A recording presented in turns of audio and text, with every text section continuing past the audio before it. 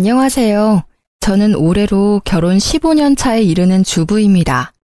사람 하나에 사연 하나씩 있다는 말이 있지만 저의 인생은 정말로 만만치가 않았습니다. 거기에는 제 성격도 한몫했을지도 몰라요.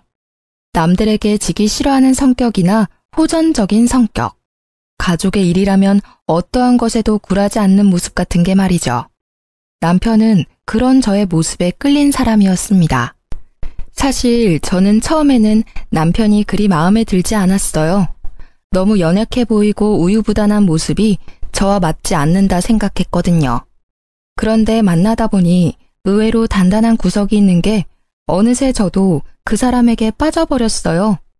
시부는 그런 저를 좋아해 주셨지만 글쎄요, 시모는 그런 저를 무척 싫어하셨습니다.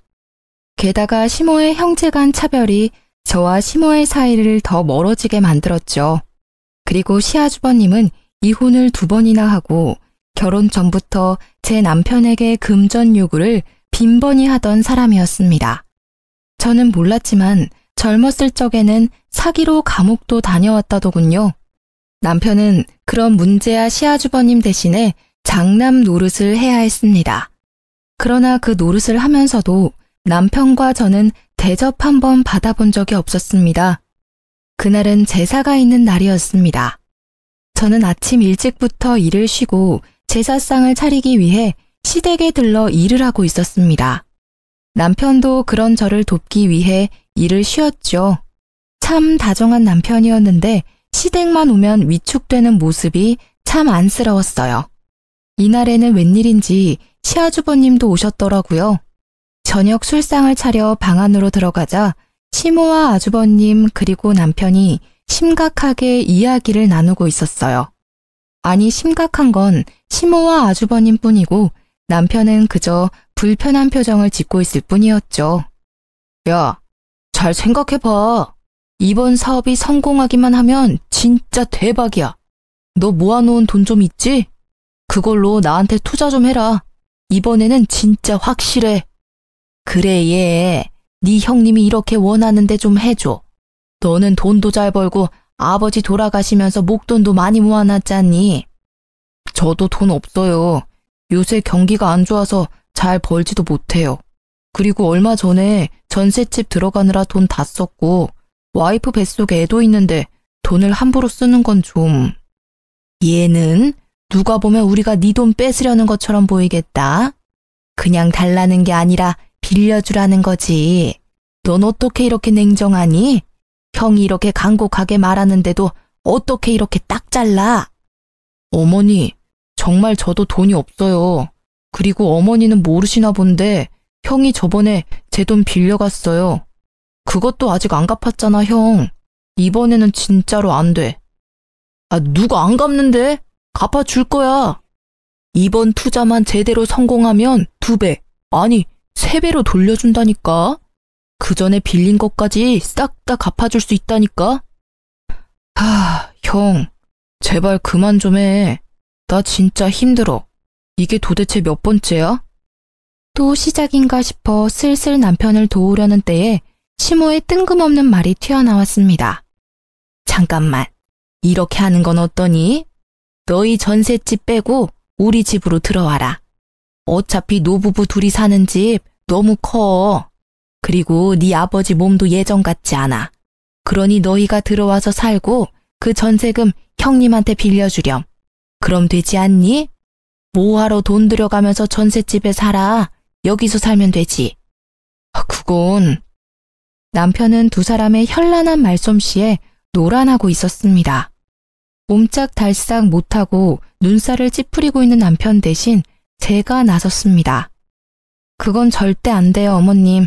전세를 빼라뇨? 너는 빠지렴. 이 이야기에 네가 나설 곳은 없어. 아니요, 제가 나서야죠. 돈 빌려주는 사람 와이프인데 왜 제가 나서질 못해요?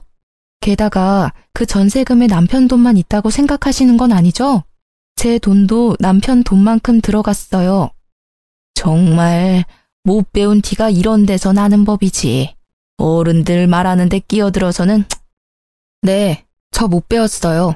그렇지만 싫다는 사람한테 억지로 돈 내놓으라고 하는 게 강도짓이라는 건 잘 알아요. 뭐? 강도짓? 너 지금 내가 강도짓을 했다는 말이니? 네, 그게 강도가 아니면 뭐예요? 칼만 안 들었다 뿐이지 지금 두 분 모양새가 강도던데요.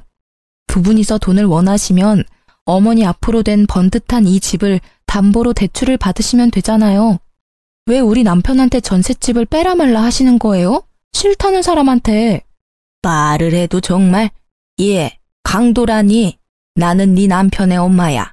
이런 소리는 충분히 할 수 있어. 그리고 네 아주버님도 마찬가지로 혈연이니 당연히 요구할 수 있지. 세상 천지에 누가 이렇게 당당하게 돈을 빌려요? 돈을 빌리고 싶으면 머리를 숙여야 하는 거 아닌가요? 둘이서 거머리 마냥 붙어서는 아주 사람 하나 피를 뽑으려고 작정을 한 것처럼 보이는데요. 거머리? 아이고, 이런 여자를 며느리라고 들리다니 무식한 데다 어른 보기를 쉽게 생각하지를 않나. 어머님, 이런 며느리가 제사상 차례상 다 차리시는 거 아시죠? 제 남편은 누구와도 다르게 다정하고 마음씨가 착해서 저는 이혼할 이유가 없거든요. 솔직한 말로 2번이나 이혼하고 제사상도 차리지 않는 장남보다야 둘째 아들이 더 낫지 않나요? 너 말 다 했니? 어떻게 아주버님 되는 사람한테 그런 막말을 할 수가 있어? 어머님, 그러면 앞으로 입이 늘어날 식구가 있는 사람한테 전셋방 빼서 돈 빌려주라는 건 막말이 아니에요? 아니, 빌려줄 수 있어요. 이제까지 빌려간 돈 다 갚아주면요. 그런데 이제까지 빌려간 돈도 갚을 생각이 없잖아요. 그마저도 갚지 않는 사람한테 더 이상 누가 돈을 빌려줘요? 첫째가 일부러 그랬니? 사업하다 보면 실패할 때도 있고 마음대로 안 될 때도 있지. 아주 보자 하니까 시댁을 우습게 알고. 시모의 말에 저는 아주버님을 똑바로 보며 말했습니다. 그 정도쯤 되면 사업에 소질 없으신 거예요. 그러니까 그냥 빠져나오세요. 다른 사람 힘들게 하지 마시고요. 그리고 돈 빌려갈 생각하지 마시고 빌려간 거 갚을 생각이나 해주세요. 여보, 그만해. 뱃속에 아이도 있는데 흥분하지 말고. 흥분 안 하게 생겼어? 전세금을 빼서 아주버님 사업자금으로 주라는 게 있을 수 있는 일이야? 기가 차서 말이 안 나와. 몇 번을 당했는데 또 줄 것 같아? 남편은 제가 이럴 때마다 말리기 바빴습니다. 뭐 궁합이야 잘 맞긴 했어요. 제가 화내고 남편이 말린다. 이 룰대로만 하면 사고는 쳐도 일은 크게 벌어지지 않았으니까요. 그렇지만 저희끼리만 좋으면 뭐해요? 이놈의 집구석이 우리를 가만히 두질 않는데 말이죠. 예, 네 와이프는 싸움닭이야. 성격이 보통이 아니야. 너 붙잡혀 사는 건 아니니? 여자가 남편 하는 일에 간섭하면 망하는 거야. 시모는 남편에게 그리 말했지만 남편은 그 말도 그냥 넘겼습니다. 시모가 남편을 걱정해서 그런 말을 하는 게 아니라는 걸 잘 알기 때문이었습니다. 그날 남편은 제게 조심스레 말을 꺼냈습니다. 당신한테는 정말 미안한 말인데 우리 합가 생각해보면 어떨까? 설마 당신 아주버님한테 홀랑 넘어간 거야? 아니야, 그런 건 아닌데 아버지 요새 기운 없어 보이는 것도 그렇고 어머니가 아버지한테 소홀해 보이는 게 눈에 보여서 좀 걱정이 돼서. 그건 그렇지. 요즘 많이 안 좋아 보이시기도 하고. 연애 때부터 시부에 대한 남편의 애정은 각별했으니 어쩔 수 없다고 생각했습니다. 저도 시부에게 사랑을 많이 받았기에 남편 뜻에 따르기로 했습니다. 그리고 차라리 가까이 있는 편이 남편과 제 돈을 지킬 수 있는 방법이라고 생각했어요. 그렇게 저희는 합가를 하기로 했습니다. 시부가 계시지 않았다면 절대 응하지 않았을 거예요. 합가를 하고 나니 시모는 웃기지도 않을 시집살이를 저희에게 시키더군요.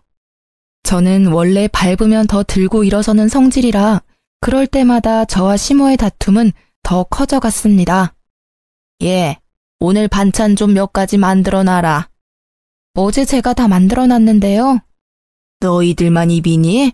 첫째 요새 혼자 살며 사업하느라 밥도 못 먹고 다닌다더라. 첫째한테 갖다 줄 거니까 정성스레 맛있게 만들어. 그 말에 화가 난 저는 가만히 있을 수 없었습니다. 어머님, 타지도 아닌 본가 근처에 살고 계신 아주버님 반찬은 어머님이 만들어주세요. 떨어져 지내면서 어머님 손맛이 얼마나 그립겠어요? 매번 맛없다며 수저 놓게 만드는 제 음식 말고 어머님 음식을 가져다 주시는 게 좋을 것 같아요. 뭐? 너 해주기 싫어서 그러지? 기가 막혀서. 싫으면 싫다고 하면 되지 무슨 핑계를 그렇게 대. 됐어. 내가 사다 주련다. 돈이나 줘. 죄송하지만 돈도 없어요, 어머님.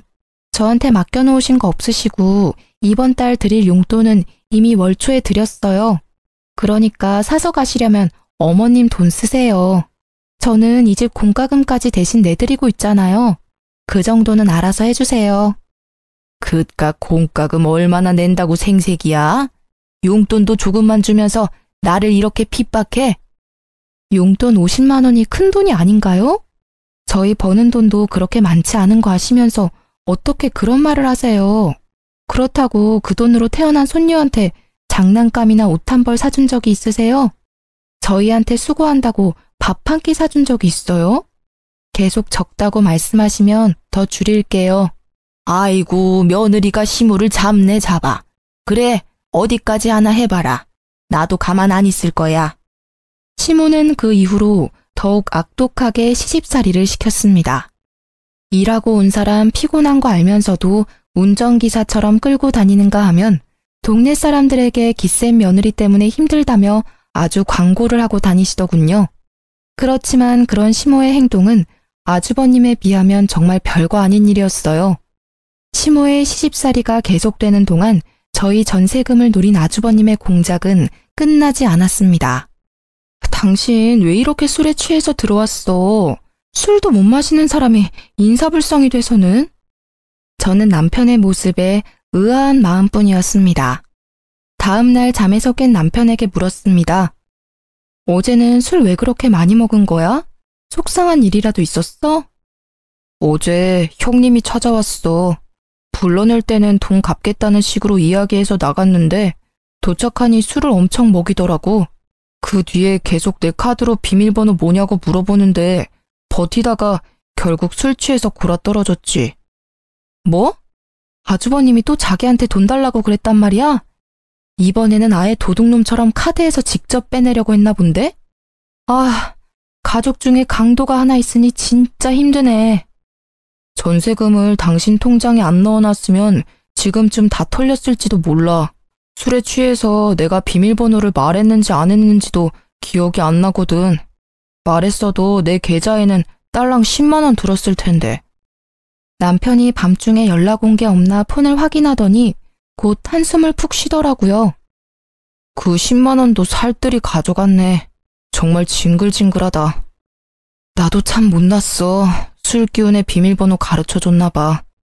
앞으로도 돈 관리는 자기가 좀 해줘. 자기한테는 절대 그러지 않잖아. 아, 진짜 너무 짜증나. 왜 매번 우리만 이렇게 손해봐야 해? 이 사람들은 가족이 아니라 도둑이야. 미안해. 당신 이렇게 마음고생시켜서. 남편은 초췌한 모습으로 제게 사과했습니다. 남편이 사과할 일이 아닌데도 그 사람들이 잘못한 일인데도 항상 남편의 입에서는 미안하다는 말만 나왔어요. 남편이 그럴수록 시모와 아주버님에 대한 저의 원망은 더 커져갔어요. 그리고 우리를 힘들게 하는 일은 계속됐답니다. 여보, 당신 저번에 연장 만지다가 다친 손가락이 아직 고름이 나오네. 2주가 넘었는데 아물지를 않아. 혹시 모르니까 큰 병원 한번 가보자.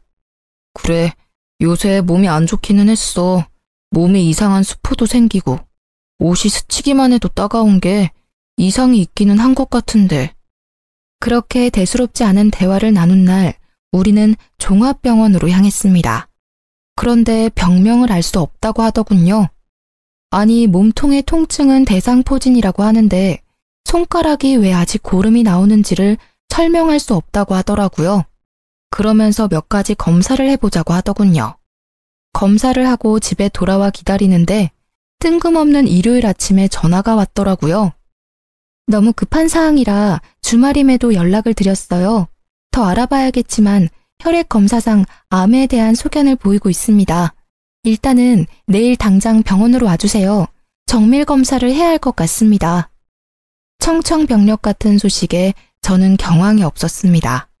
그러나 초기이고 성인 남성에게는 예후가 좋은 상황이라고 하더군요. 저와 남편은 마음을 굳게 다졌습니다. 힘들게 살아온 인생 보답받지도 못하고 가는 건 억울해서 못 산다고, 늙어서 우리 딸 결혼식 때까지는 살아야 하지 않냐고 남편은 치료에 열의를 불태웠습니다. 저희 남편은 토목업에 종사하기에 보험을 드는데 한계가 있었어요. 그래도 보험금이 5천만 원 정도가 나왔거든요. 남편은 시모에게 자신의 상태를 알리며 보험금이 있으니 잘 해결될 거라고 말했어요. 그런데 뒷목 잡을 일은 그 다음 주에 일어났어요. 시모가 저와 남편을 조심스레 부르더라고요. 둘째야, 너 혹시 4천만 원 정도만 빌려줄 수 있니? 네? 갑자기 그런 큰 돈을 어디서? 너 보험금 있잖아. 그거 어차피 실비도 나오고 수술비도 나올 거 아니야. 5천만 원 다 없어도 지금 당장 치료받는데 큰 지장은 없잖니? 어머님, 지금 무슨 소리를 하시는 거예요? 암 걸려서 고생하는 아들한테 할 소리예요? 저는 어이가 없어서 바로 받아쳤습니다. 그랬더니 시모가 저를 흘겨보더군요. 네가 신경 쓸 일 아니다. 그리고 누가 언제 그냥 달라고 했어? 다음 달이면 적금 만료되니 그것 하면 다시 돌려줄 거야. 도대체 그 큰 돈이 왜 필요하신데요? 네 아버지 앞으로 돈이 많이 들어. 어디 병원이라도 모시고 가려니 차가 영 오래돼서 모시기 힘들더라고. 그래서 하나 새로 사려고 그러지. 오래된 차 끌고 다니다가 사고라도 날까봐 걱정이야. 몸도 이제 힘들고 기력도 없는 양반인데 차라도 좋은 것 타면 사고가 안 나지 않을까 해서 그래. 아버님 아프시면 저희가 모셔갈게요. 굳이 그것 때문에 어머님 차를 바꾸는 건 아닌 것 같아요. 게다가 저희 처지에 4천만 원짜리 차는 너무 사치해요. 넌 매번 내가 하는 말은 안 된다고 그러더라. 그리고 병원 갈 때마다 너 일 쉬고 뛰쳐나올래? 돈 벌어야지, 애 앞길 생각하면. 그리고 자잘하게 갈 곳도 많아. 그럴 때마다 위험하게 둘 순 없잖아. 제가 절대 안 된다고 말리려 했지만 남편이 저를 다독이며 말했습니다. 아버지한테 필요한 거잖아. 그런 거면 남 빌려줘도 돼. 아버지 불편하게 다니시는 건 싫어. 남편은 아버지라는 단어가 들어가면 모든 게 약했습니다. 그 집안에서 유일하게 남편의 편이 되어주는 사람은 시부뿐이니까요. 솔직히 저도 시부에게 필요하다는 걸 안 된다 말할 수 없었어요. 그렇지만 무턱대고 어머님 말을 믿는 것도 싫었어요. 방으로 돌아온 저는 남편에게 말했어요. 그러면 일단 문자로 차용증 비슷하게 보내서 확인시켜. 내가 예전에 보니까 돈 떼인 거 받으려면 무조건 돈 빌려줬으니 갚겠다라는 문자 내역 같은 거 있어야 한대. 그렇게까지 할 필요 있을까? 당신은 그렇게 당해놓고 아직도 그 사람들을 몰라? 당신을 자식으로 생각하면 아들 아파서 받은 돈을 빌려달라고 하겠어? 남편은 제 말을 듣더니 결국 제가 제안한 대로 시모에게 돈 빌려간 내역을 문자로 보내며 조만간 돌려줄 것을 문자로 확인받았습니다. 그리고 다음 날 시모가 약속한 날이 지나도 조용하길래 시모에게 먼저 말했습니다. 어머님, 저희 돈 받으러 왔어요. 돈 준비되셨어요? 그건 이번에는 못 준다. 좀 기다려야겠어. 네? 갑자기 그게 무슨 말씀이세요? 이번 달에 적금 탄다고 하지 않으셨어요? 그건 저번 달에 이미 받았어. 사실 나도 첫째한테 적금까지 빌려줬는데 애가 연락이 안 되는구나. 혹시 어머님 차 바꾸겠다고 가져간 저희 남편 보험금도 아주버님께 드린 건 아니죠? 그것도 싹 다 걔한테 줬어. 얼마나 나한테 해달라고 난리를 치는지 너희들이 알아서 줬으면 나한테까지 이런 불똥 튈 일 없었잖니. 무슨 말도 안 되는 말을 하시는 거예요? 어머님, 아세요? 그거 그냥 돈 아니에요. 우리 남편 목숨값이라고요. 피 같은 돈이라고요. 내 적금도 피 같은 돈이야. 너희 돈만 소중하니? 못 받고 있는 건 나도 마찬가지야. 너희들은 왜 나한테 와서 이 난리야? 첫째한테 가서 직접 받아와. 애먼 사람을 괴롭혀? 어머님, 잊으셨어요? 돈 빌려가신 분 어머님이세요. 저희 증거도 있어요. 그래, 내가 빌려갔다. 너희는 늙은 시모한테 돈 빌려준 게 그리 아까워? 이렇게 빚쟁이처럼 사람 들들 볶는 건 아니지 않니? 적반하장도 유분수라는 말이 딱 떠오르더라고요. 남편은 그런 시모의 말도 안 되는 행태에 그저 주저앉아 있을 뿐이었습니다. 저에게 그런 망언을 꺼내는 시모의 모습에 저는 흥분하고야 말았습니다. 어머님, 저희 보험금 받은 거 아주버님한테 말하셨어요? 그래, 걔한테 이야기했어. 너희한테 목돈이 생겼다고 들었으니 첫째한테 도움이 될까 싶어 말한 거야. 도대체 어머님은 어째서 아주버님만 싸고 도시는 거예요? 남편도 어머니 자식이에요.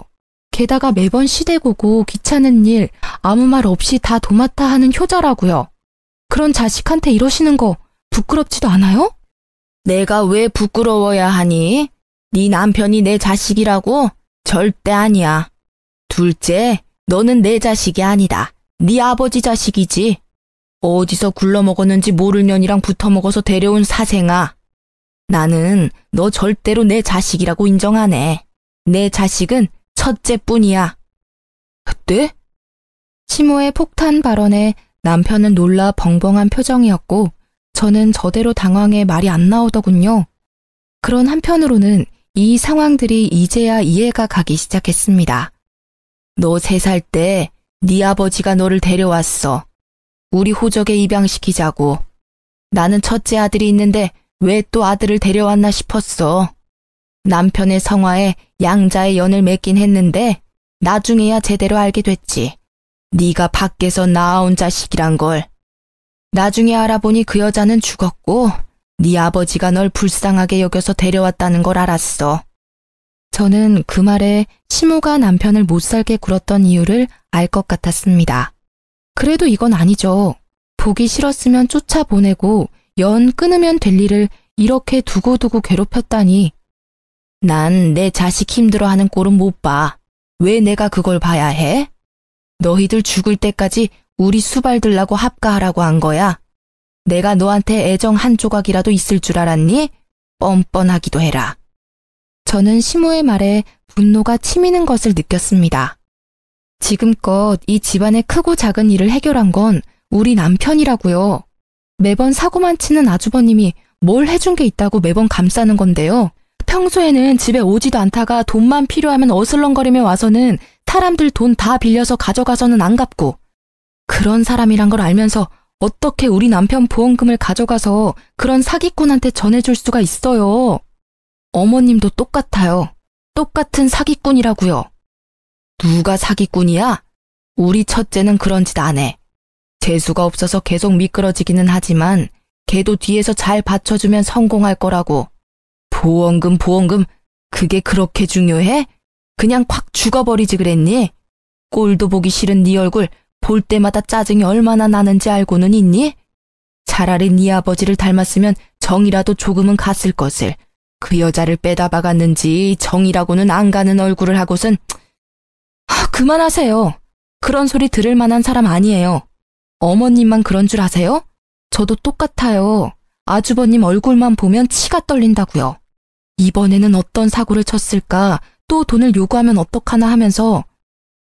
그러니 이번에도 아주버님 감싸주시면 저 진짜 용서 못해요. 아주버님은 어디 가셨어요? 그걸 낸들 아니? 나도 연락이 안 되는데. 설사 알아도 내가 너희한테 알려주겠니? 애를 이렇게 잡아먹으려고 난리들을 치는데. 화가 머리끝까지 난 저와는 반대로 남편은 도리어 차분해진 표정이었습니다. 이때 남편은 알게 되었다고 해요. 자신이 그렇게 노력해도 어머님께 인정받지 못한 이유를요. 그 이유를 알게 되어 오히려 홀가분했다고 하더군요. 결국 돈 4천만 원을 사기로 잃게 된 저희는 이제 치료에만 집중하자며 시댁에서 나오기로 했습니다. 아파서 요양하겠다고 하니 시모가 막지는 않더군요.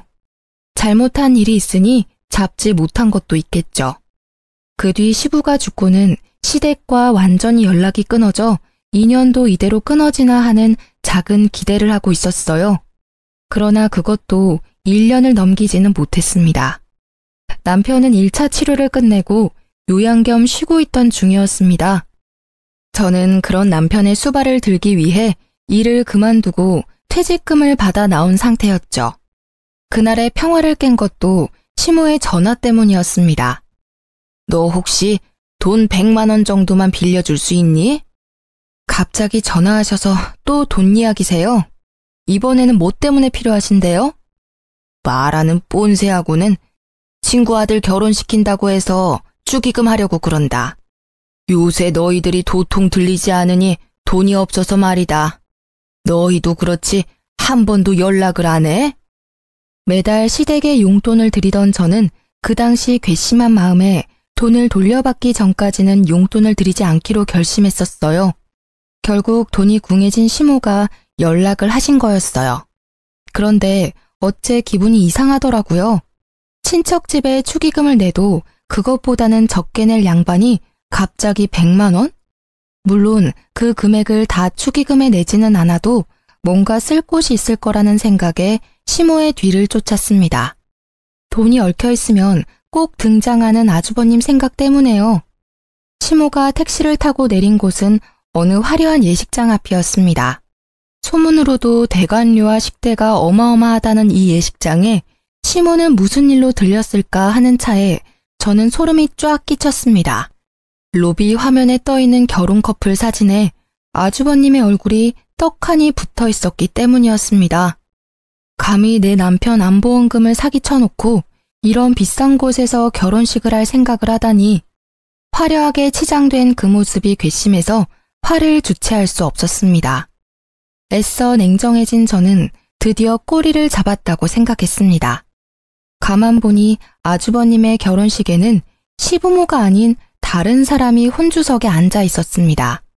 세 번째로 하는 결혼식임을 숨기고 싶었던 건지 그것도 아니면 집안 사람들이 가진 부정적인 이미지를 상대 측에 알려주고 싶지 않았던 건지도 모릅니다. 저는 아주버님이 대화를 나눌 때 불쑥 끼어들었습니다. 안녕하세요. 오랜만에 뵙네요. 제가 나타나자 아주버님의 얼굴이 굳었습니다. 그러더니 다른 사람들에게 잠시 실례한다며 저를 옆으로 끌었습니다. 여기는 어떻게? 그러게요. 제가 여길 어떻게 왔을까요? 그런데 결혼식을 굉장히 성대하게 치르시네요. 축하드려요. 그런데 우리 할 얘기가 있죠? 재수씨, 나 30분 뒤면 결혼식이에요. 결혼식 끝나고 이야기해도 되잖아요. 남의 경사에 초를 치러 온 것도 아니고. 무슨 말씀을 그렇게 하세요? 정 원하시면 저는 여기서 말씀드려도 괜찮아요. 하객 알바까지 쓴 것 같은데 정말로 괜찮으신 거 맞아요? 아내가 될 예비 신부님이 모든 걸 알아도? 알았어요. 잠시만요. 아주버님은 저를 데리고 호텔 객실이 있는 층으로 향했습니다. 사람이 없는 걸 확인한 아주버님이 먼저 소리치더군요. 도대체 왜 이러는 겁니까? 어떻게 성사시킨 결혼식인데 이렇게 행패를 부려요? 행패요? 동생 보험금 가지고 치르는 결혼식이면 저도 관여할 수 있죠. 어머님한테 받은 남편 보험금 어쨌어요? 내가 뭘 받았다고 그래요? 딱 잡아떼는 아주버님 모습에 저는 코웃음을 쳤습니다.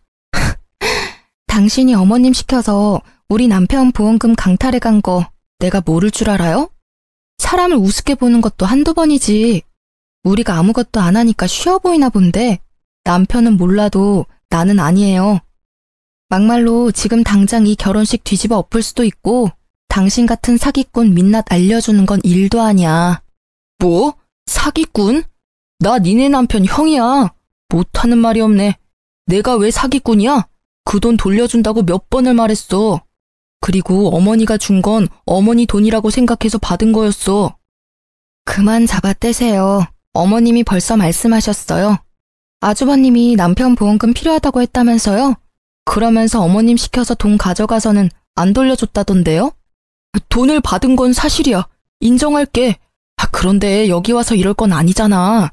진정하고 우리 대화로 해결해보자고. 진정? 대화? 저기요, 아주버님. 저요, 세상 둥글게 살고 싶은 사람이에요. 누구는 화내고 싶어서네요? 예전부터 그랬잖아요.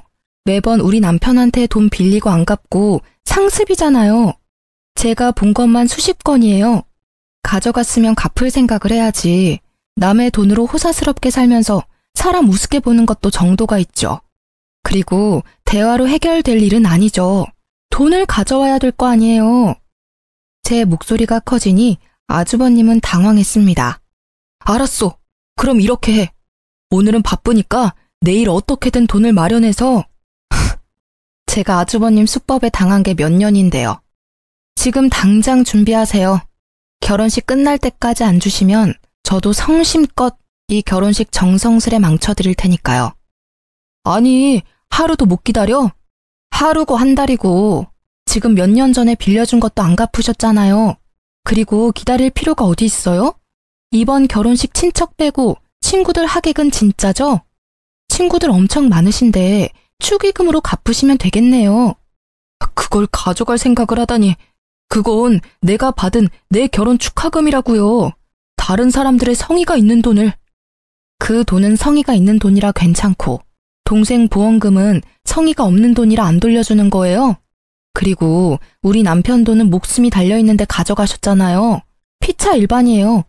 계속 안 주신다고 하시면 저 내려가서 다 말해버릴게요.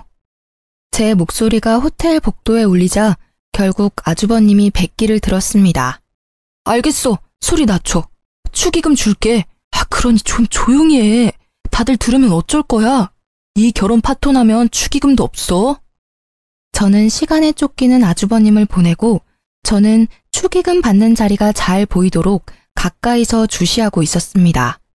아주버님은 패백하러 가기 전 잠시 들러 축의금 받던 사람에게서 가방을 받아 저에게 가져왔습니다. 저는 가방을 받아 금액을 확인했습니다.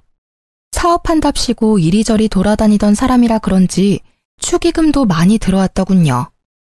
저희한테 빌려간 돈에 한참 못 미치네요. 나머지 2천만 원은 어머님 편으로 보내주시면 제가 받아갈게요. 그리고 제 조건을 들어주면 앞서 빌려가신 돈은 탕감해 드릴게요. 이번에는 또 뭐야? 무슨 조건인데? 저와 남편에게 어떠한 금전 요구도 하지 마시고 어머님 통해서 돈 빌리는 것도 하지 마세요. 그리고 남처럼 지내요. 앞으로 아는 척 하지 마시고 이 조건 깨지면 빚쟁이처럼 남은 금액 받으러 따라다닐 거니까요. 생각보다 별거 아닌 조건이었다고 생각했는데 아주버님의 표정은 썩 좋지 않았습니다. 그 표정은 지갑을 강제로 뺏긴 억울함과 짜증이었어요. 그 얼굴을 보는 순간 저는 안도의 숨을 몰래 쉬었습니다. 2천만 원 잊지 마세요. 그거 안 주시면 어머님 앞으로 된 집으로 대출받아서 가져갈 거예요. 실질적으로 저희한테 돈 빌려간 사람은 어머니시거든요. 어머님한테 돌려받는 게 맞죠. 그럼 굳이 이 축의금을 가져가지 않아도 되잖아. 내가 어머니한테 드릴 테니. 그건 그거고 이건 이거죠. 어머님한테 드린 돈이 아주버님한테 간 걸 아니까 찾아왔고 현금이 있으니 제가 받아가는 거고요. 지금이 지나가면 또 돈 없다고 하실 거 분명하니까요. 아쉽다고 생각하지 마세요. 저희는 그 돈 충분히 받을 자격 있다고 생각하니까. 눈뜨고 축의금을 빼앗긴 그 기분을 곱씹고 있을 아주버님을 보며 저는 생긋 웃어주었습니다. 그럼 신혼생활 즐겁게 하세요. 저를 노려보는 아주버님을 뒤로하고 속으로 즐거움의 소리를 지르고 있었습니다. 처음으로 돈을 돌려받았어요. 그냥 돈이 아니었으니 더 소중했습니다. 저는 이 기세로 나머지 2천만 원도 돌려받기로 했습니다. 저는 돈을 은행 계좌에 넣고 남편을 불러 시댁으로 향했습니다. 시모는 저보다 일찍 돌아와 있더군요. 자식 결혼식에 얼굴 도장만 찍고 오는 처량한 신세라니. 그래도 안쓰러운 기분보다는 본인 손으로 그렇게 만들었다는 생각밖에 들지 않았어요. 너희 여기 웬일이니? 이 집에는 오지 않기로 한 거 아니었어?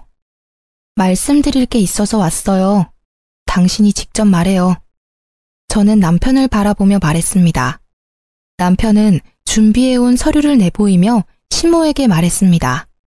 어머니, 제가 생각해봤는데 저를 파양해 주세요. 저는 더 이상 어머니의 아들이고 싶지 않습니다. 남편의 입에서 튀어나온 말에 시모의 얼굴이 악독하게 변했습니다. 뭐? 네가 뭔데 파양을 하라 마라 하는 거냐? 이제껏 입혀주고 재워주고 먹여줬더니 이렇게 은혜를 원수로 갚아? 그런 이유로 이제껏 제사며 차례며 잘 모시지 않았습니까? 합가에서 어머님 돌봐드린 것까지 하면 제 할 도리는 다 했다고 생각합니다. 그러니 파양해 주세요. 절대 안 된다. 파양이라니. 누굴 바보로 하니? 너희가 나 모시기 싫어서 그런 말 하는 거 안다. 그래서 반년 동안 연락 안 하고 살지 않았니? 그 정도 시간이면 반성했을 거라 생각했는데 그게 아니라 딴 생각을 해? 이제 그만하세요, 어머님. 저희도 더 이상 어머님 모시고 살 여력이 안 돼요. 이도 병원 치료 중이라 일도 못하고 힘들다고요. 게다가 친자식도 아니라며 타박 주셨잖아요. 그냥 서로 편하게 파양하세요. 파양? 내가 누구 좋으라고 그런 거래. 나는 죽을 때까지 너희한테 붙어 살 거야. 내가 죽을 곳이 네 집이라는 것만 알아둬라. 너는 내 자식은 아니지만 나를 돌봐야 할 이유가 있어. 첩년의 자식을 거둬줬더니 그래서 죽을 때까지 저희에게 수발을 받으시겠다는 생각이세요? 그래. 내 자식 고생시키기는 싫으니 너한테 붙어 있어야지 어떡하니? 그럼 안 되겠네요. 어머님이 싫으시다면 재판으로 할까요? 이제껏 어머님이 남편이 제 핏줄이 아니라고 괴롭힌 것, 과도하게 금전 요구하신 것, 그런 것들이 다 증거가 되거든요. 저희는 뭐든 파양만 하면 되니까요. 나는 절대 허락 못한다. 너희는 절대로 이 집에서 못 나가. 나한테 신세진 값은 받아야지. 막무가내로 안 된다는 시모에게 저는 그분의 가장 큰 약점을 들이밀었습니다.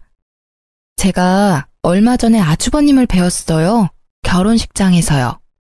벌써 몇 번째 결혼인지는 모르겠지만 여자 쪽 집안이 엄청 좋아 보이던데. 어머님이 여기에 합의하지 않으면 저는 이 길로 아주버님 장인어른 댁으로 찾아갈 수밖에 없어요. 주소를 알아놨거든요. 마지막 말은 거짓이었지만 시모의 얼굴은 새파랗게 변했습니다. 명절에 와보지도 않고 집에 도움도 안 되는 장손이 뭐가 그리 좋아서 싸고 도는지. 안 된다. 네 형은 건드리지 마. 이제 마음 잡고 잘 사는 애야. 왜 그 애를 건드리는 거야? 어머님께서 파양해 주시면 건드릴 필요도 없고 아예 만나지도 않을 거예요.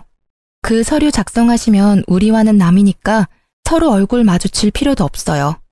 아니면 제가 그 집에 찾아가서 어머님이 아주버님 친모이고 외방 자식인 둘째 아들 피 같은 보험금 사기쳐서 가져갔다고 말할 거예요.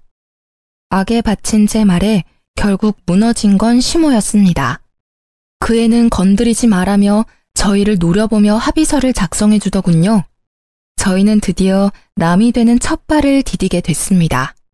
그리고 저는 상쾌한 시모에게 마지막 결정타를 날렸습니다. 그리고 그 결혼식에서 아주버님이 가져가신 돈 4천 중에 2천은 돌려받았어요. 나머지 2천은 어머님께 돌려받으려고요. 잘 아시겠지만 저희는 아주버님한테 빌려드린 게 아니라 어머님한테 빌려드렸잖아요. 빠른 시일 내에 갚아주세요. 돈 없다. 나도 너희랑 똑같이 첫째한테 다 털어넣었어. 그러면 이 집이라도 팔아서 갚으시면 되겠네요. 그리고 아주버님 댁으로 들어가시면 딱 좋고요. 그걸 말이라고 하니? 왜 내 새끼가 그 고생을 해야 해? 그러니까요. 우리 남편한테 잘해주셨으면 끝까지 모시고 살았을 텐데. 이제 남이라 그럴 수도 없겠네요. 어쨌든 2천만 원은 빨리 갚아주세요. 안 갚으면 아주버님한테 갚으라고 할 테니까요. 결국 파양 합의서에 사인한 시모는 며칠 뒤 2천만 원을 보내왔습니다. 어떻게 구한 돈인지 알 수 없었으나 그 돈을 받고 얼마나 마음이 놓이는지 남편 치료에 집중할 수 있어서 다행이라는 생각만 들었어요. 그렇게 저희와 시댁 인연은 모두 끊어졌습니다. 남편은 몸 상태가 좋아지고 있었고 아이도 잘 크고 있어요. 한번 시모가 저희를 찾아온 적이 있었어요. 시모의 남동생, 그러니까 남편의 전 외삼촌이 저희에게 시모를 데려왔더라고요. 알고 보니 아주버님이 시모의 땅 문서를 가지고 가 몰래 팔았고 시모는 그것도 모르고 집에 있다가 그 집을 산 사람들에 의해 쫓겨났다고 하더군요. 그래서 너희가 네 모친을 받아주면 안 되겠니? 죄송합니다. 이제 법적으로 저와 관련 없는 분이세요. 제가 모실 이유 없습니다. 여기서 이럴 게 아니라 형님께 모시고 가세요. 어머님이 그리 아끼셨으니 잘 모실 겁니다. 봐라, 이 악독한 것들. 길러준 은혜도 모르는 이 망할년 놈들. 내 자식으로 키워줬더니 이렇게 은혜를 원수로 갚아? 어머님, 말씀은 똑바로 하셔야죠. 은혜를 원수로 갚은 건 어머님이세요. 그러게 차별하지 말고 잘 키워줬으면 지금쯤 저희 남편이 어머님께 잘했겠죠. 장인 장모한테도 그리 살뜰하게 대하는 이 착한 아들을 어떻게 그렇게 모질게 굴어서 정을 떼게 만들어요? 당신 그만해. 어쨌든 외삼촌, 다시 한번 말씀드리지만 저희는 못 모셔요. 헛걸음하시게 한 것 같아 죄송하지만 형님께 가보시는 게 좋을 것 같습니다. 끊어내는 남편 말에 외삼촌이 머뭇거리며 말했습니다. 너의 형님은 얼마 전에 사귀죄로 감옥 들어갔단다. 나도 자세히는 모르는데 그 결혼한 여자 집안에서 사기를 쳤다고 하더라고. 누님도 그놈이 친 사기에 빚쟁이들이 찾아와 난리치는 바람에 고생 좀 했다. 넌 그런 얘기를 뭐하러 해? 누님, 이제 그만 좀 하세요. 땅 문서 갖고 도망친 놈 뭐하러 두둔하시는 거예요? 마음을 곱게 쓰셨으면 말년에 이 고생은 안 하셨을 텐데. 남이사, 마음을 곱게 쓰던 못생기게 쓰던 그게 너랑 뭔 상관이야? 상관이 왜 없어요? 얘들까지 안 받아주면 누님을 제가 모셔야 한다고요. 저희는 그렇게 할 수 있는 상황도 아니고 어째서 제 자식들한테 고모까지 모시라고 해야 하냐고요? 왜 네가 모셔? 나 여기에 두고 가라. 죽더라도 여기서 죽어버릴라니까. 제발 좀 그만하세요. 자식을 어떻게 키웠으면 늙은 노모 혼자 사는 집을 몰래 팔아버릴 수가 있어요? 제 엄마 무시하고 혼주석에 알바를 올릴 생각을 하냐고요? 사기치고 나서 누님한테 다 뒤집어 씌우는 그런 놈팽이에요. 누님, 제발 정신 좀 차려요. 친자식이 저런 짓 한 거면 이미 폐륜이나 마찬가지라고요. 그래도 내 자식이야. 내 핏줄이라고.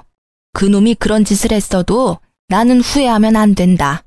그러면 그년한테 지고 마는 거야. 외삼촌에게 한 소리 들은 시모가 되려 화를 내자 외삼촌이 한숨을 푹 쉬며 고개를 절레절레 흔들었습니다. 이후 어쩔 수 없이 외삼촌이 시모를 모시고 갔습니다.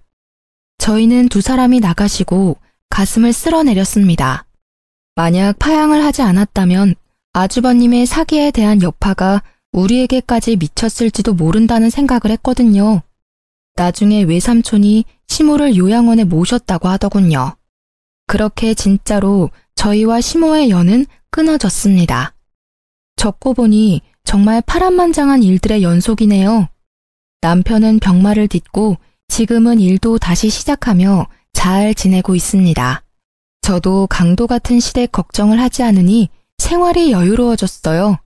우리 가정을 지킬 수 있어 다행이라고 생각합니다. 세상에 나쁜 놈이 없는 사람 등쳐먹는 사기꾼이라고 그런 사람들은 인연을 끊는 게 답인 것 같아요. 긴 사연을 들어주신 분들에게 감사의 마음을 드리고 싶네요. 내일은 오늘보다 더 행복하시길 바랍니다.